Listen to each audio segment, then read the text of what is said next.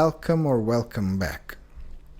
Thoughts become things. If you see it in your mind, you will hold it in your hand. Bob Proctor.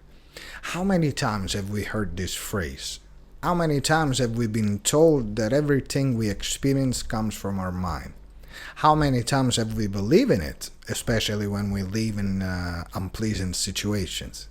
Today I want to explain to you how to verify the validity of this teaching.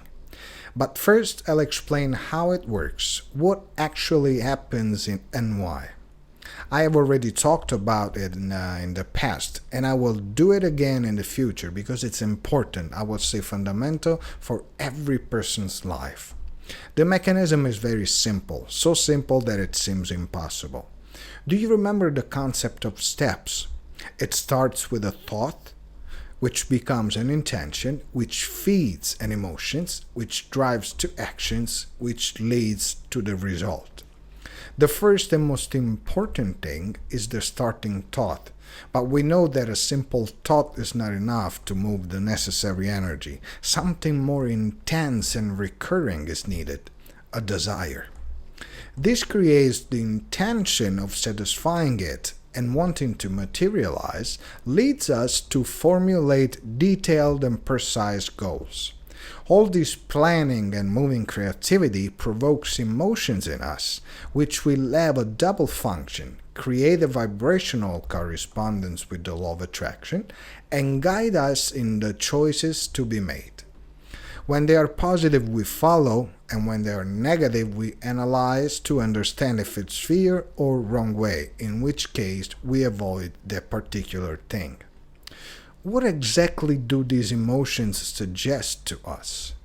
Any actions to be taken step by step, and the opportunities that may be advantages for achieving our goals. The last and also the most difficult part is accepting, welcoming the result.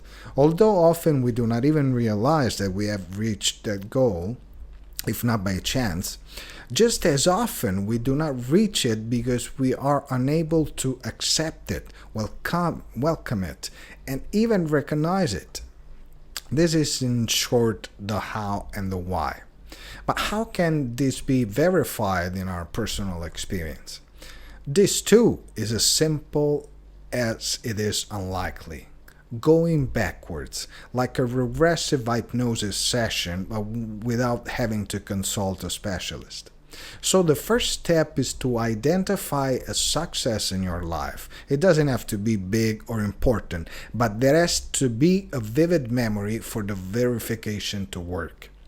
Start from the result obtained and what were the situations when you realized you had made it. Then review all the actions you have taken to achieve that result. You may notice that the path does not resemble what you imagined, but rather there have been unexpected implications. From here, focus, and you might remember that you had extremely positive feelings that, despite the fear, fueled your perseverance in continuing in a direction that you felt possible and achievable.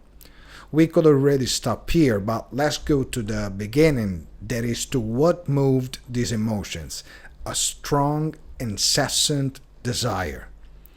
With the absolute conviction that you were doing the right thing because it was your way. But where did all this originate? From a thought, an idea that ignited a flame, starting everything else. Do this experiment when you can isolate yourself and stay calm for a while without being disturbed, and you will see by your own. Don't be afraid to dream, because the dream is the basis of life. Bye, and see you next.